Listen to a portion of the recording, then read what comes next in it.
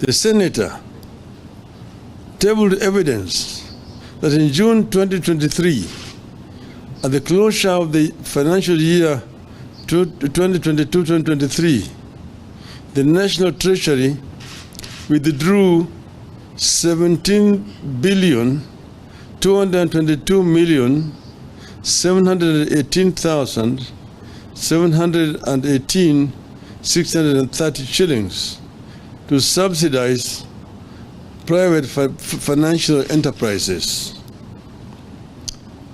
He was able to establish a link between the Kenya shilling 17 billion, which was unconstitutionally withdrawn from the Consolidated Fund in June 2023 to subsidize unnamed private financial enterprises, and the 17 billion shillings contested oil shipment between Mrs.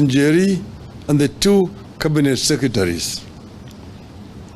I concur with Senator's suspicion that Njeri is the private financial enterprises funded by the Kenya shillings 17 billion illegally from the Consolidated Fund and received by the Ministry of Petroleum and Mining.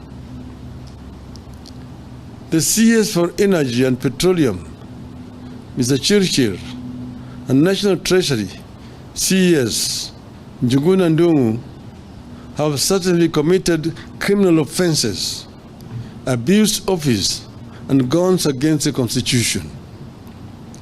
They stole money from the Consolidated Fund in addition to spending money way above what Parliament approved.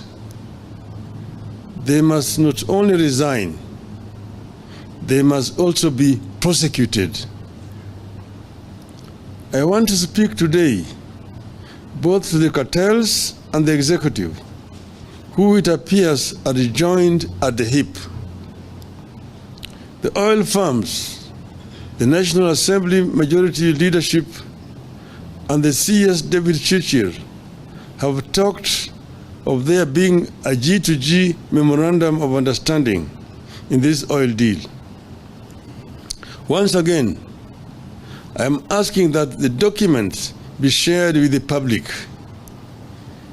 This must be documents signed by a representative of the government of the Kingdom of Saudi Arabia and the United Arab Emirates and the Republic of Kenya, not that of the Ministry of Energy and Petroleum and ADNOC Global Trading Limited or Emirates National Oil Company.